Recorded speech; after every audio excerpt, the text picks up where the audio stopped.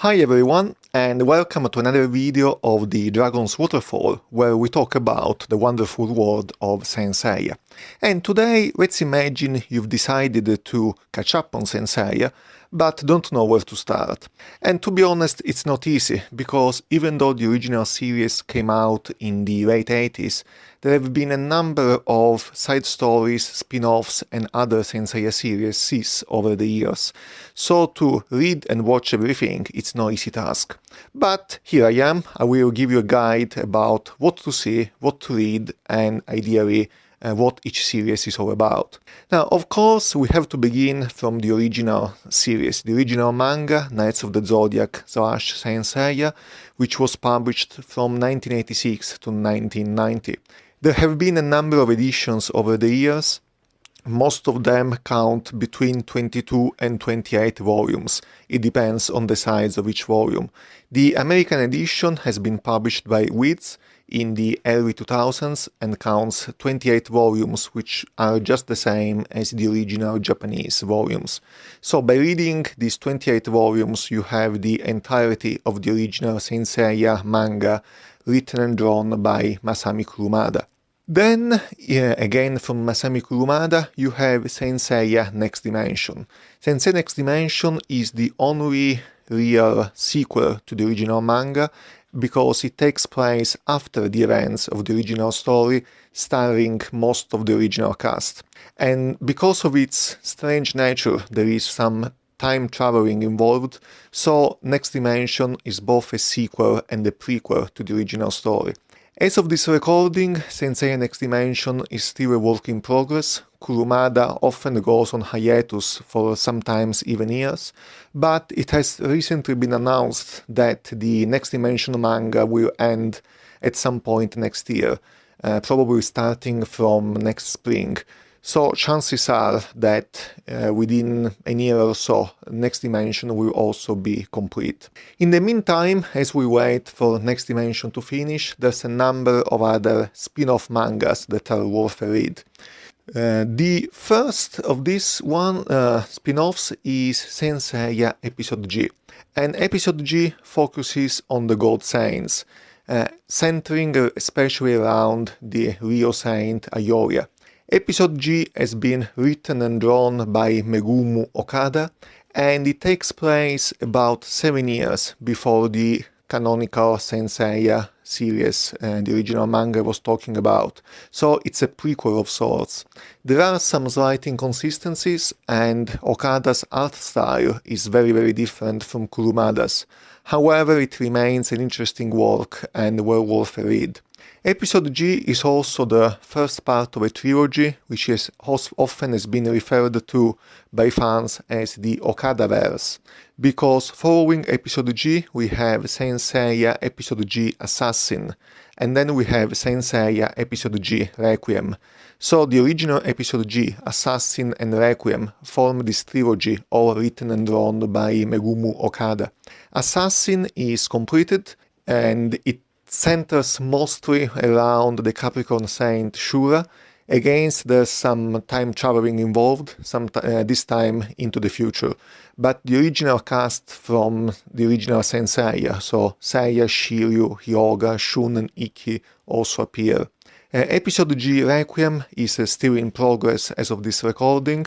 I think only about 4 volumes have been published in Japan, and chapters are published more or less once or twice per month on the Akita Shoten website before being collected into volume format. We have no idea how many issues Requiem will run, but the original Episode G was 20 volumes and Episode G Assassin was 16.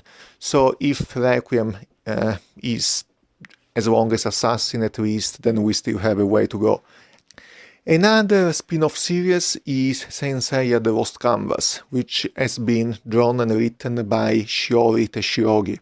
Now, The Lost Canvas takes place into the past, about the same time period as Next Dimension, but at the moment, Lost Canvas and Next Dimension contradict each other, so fans tend to insert Next Dimension into the original continuity, and Lost Canvas is left out.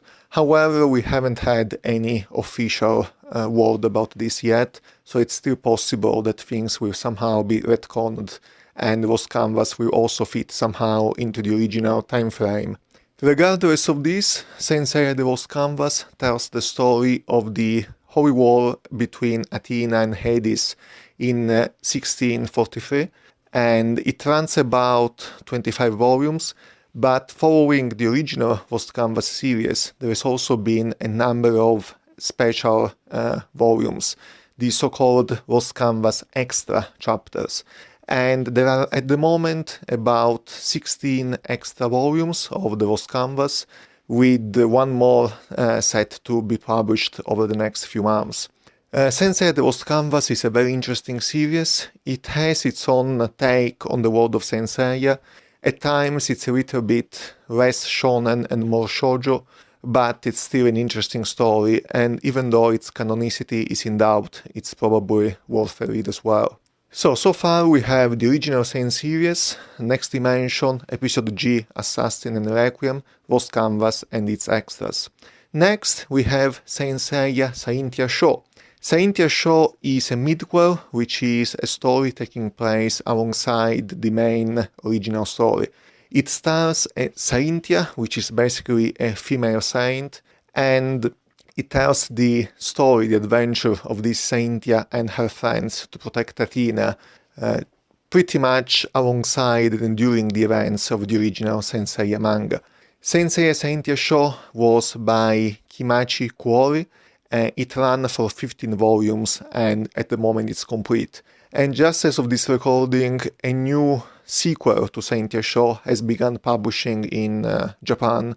At the moment there is only one volume out and we don't know how long it will be and whether it will continue or not. Now, speaking about mangas in progress, we have one of the latest additions, which was Saint Seiya Darkwing.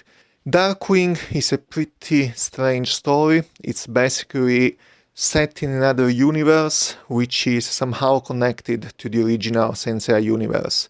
It's more of a slice of life / school kind of manga. Pretty difficult to analyze and categorize at the moment. A few volumes have been out, I think 5 at the moment. Its chapters are published about once a month, and as far as I know, it hasn't been licensed for any publishing outside of Japan just yet. Then, the most recent additions, we have Saint Seiya Rise of Poseidon. This manga is set to begin publication in January 2023. Only one chapter has been published so far, and it seems to tell the story about a short return of Poseidon to protect the Earth, while Athena and her saints are busy elsewhere in the underworld. Very little is known at the moment. As I said, only one chapter has been published, so time will tell, basically. And finally, we have Saint Seiya Time Odyssey, which is a little different because it's not a manga, but it's a comic book.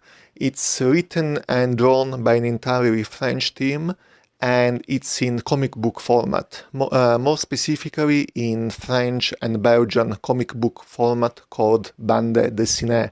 It's entirely in color, very prestige format, good quality paper, big size. It looks very interesting so far. I think 5 volumes are scheduled to be eventually published, and only one has been published so far. It seems to tell a side story starring the main characters, so once again it's about Seiya and the rest of the main cast, and as time goes by we'll know more about it. So what I've been detailing so far are all the manga existing about Saint Seiya, but the world of Saint Seiya doesn't end here. Next we have the anime, which is the cartoons, the animation format of course. First of all, we have the original Saint Seiya anime, which ran for 114 episodes, covering most of the original manga up until the end of the Poseidon saga. Then the original anime ran from 1987 to about early 90s, and then it stopped for a while, and it came back in the early 2000s with the Hades chapter. I mentioned this before. The Hades anime is split into 3 different series: Hades Sanctuary, Hades Inferno, and Hades Elysium, all of which together total about 31 episodes. Together, the original anime and Hades cover the entirety of the original Saint Seiya manga by Kurumada. Next, we have 5 movies, 5 either short or mid-length movies. The first 4 of which were screened in Japanese cinemas in the 80s, and the 5th one was screened in the early 2000s again. Each movie tells a separate story. For the most part, they are not canonical to the manga at all, and even their canonicity to the original anime is a little bit in question. Then you have the Saint Seiya The Lost Canvas anime, which is an anime adaptation of the Lost Canvas manga I mentioned earlier on. The Lost Canvas anime ran for 2 seasons, totaling about 26 episodes, and this covers less than half of the Lost Canvas manga. The anime eventually ended after 26 episodes, and this was several years ago, so it's unlikely that sequel episodes will ever be made at this point.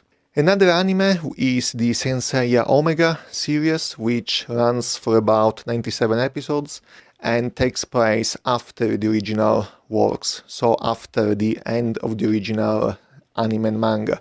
It tells the story of a new group of Saiyans, and it takes place in the future, but the main cast appears as well, and as the series goes by, they take part in the battles fought by the new cast. Moving on, and as you can see, it's quite a lot of series about Saint Seiya. Moving on, we have Saint Seiya Soul of Gold, which ran for only 13 episodes, but it's a complete story. Once again, it's centered about the Gold Saints, and it's another midquel taking place alongside the original series. And it basically tells a self-contained story about the Gold Saints fighting in Asgard against the God of All Ice, Loki. Those of you who watch Thor from the Marvel movies know who Loki is. We then have the Saint Seiya Saint Show anime. It only ran, I think, for 10 episodes, either 10 or 12 episodes. Very short series. It adapted the first few volumes of the Saint Show manga, but it made quite a lot of changes from the original story, and it does seem to have its own ending. The post-credit scene teases a season 2, but nothing about it has ever been produced yet, so we don't know whether it will be picked up again or not. Then we have the Netflix Knights of the Zodiac CGI series. This is probably the one those of you listening from the States are most familiar with. So far it's been 2 seasons, adapting the first about third, I would say the first third of the original manga. Season 3 has recently been announced and should be broadcasted in 2023.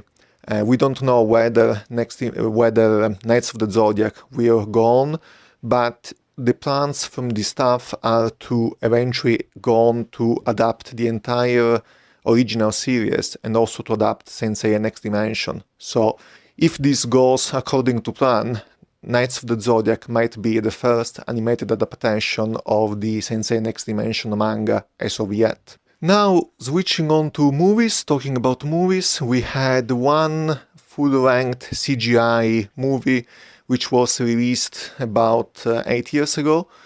It's a retelling of the Sanctuary arc, I would say pretty much a reboot with a far more condensed and trimmed version of the 12 Parasis arc.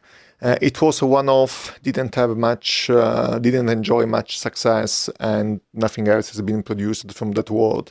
And of course, we then have the Saint Seiya Knights of the Zodiac live action movie, which is scheduled to be released at some point next year in 2023. I'm recording at the very end of 2022, even though you probably watched this video early 2023. Finally, we have novels. Saint Seiya has 2 official novels. One is the Saint Seiya Gigantomachia, which was published in the mid-2010s. It's about a battle between Seiya and his friends and the giants from Greek mythology, especially Typhon. It's 2 volumes, 2 books with very little art, pretty much just the covers, that's about it. And once again, it's a self-contained story that you can either read or do without. And then next and last but not least, we have the Saint Seiya Golden Age novel, which is pretty much a group work by the authors of the main spin-offs. So it's been written with some art as well by Okada from Episode G, Shiori from Lost Canvas, and Kuori from Saint Seiya. It's a nice touch. It's sort of an homage to the movies from the old original animated series, but it's worth a read. Even though it's not easy to read it, because it's never been published officially outside of Japan, so you have to rely on scanlations which can be found on the internet, especially if you are a Spanish or Portuguese speaker. So, this is all we have about the world of Saint Seiya. As you can see, it's quite a lot, but don't let that deter you, because even though it takes a few months, it's easily possible to catch up and read everything, unlike most comic book series which have been running non-stop for nearly 60 years. At least in Saint Seiya, within the space of a few months, you can manage to know everything there's to know about it. So, I hope this video has made you curious to read and watch more about Knights of the Zodiac. As usual, if you enjoy this type of content, subscribe to the channel, hit the notification bell, like the video, share it with your friends and on social media, and comment down here so we can all talk about the wonderful world of the Knights. But this has been all for me for now, so I'll see you next time. Take care!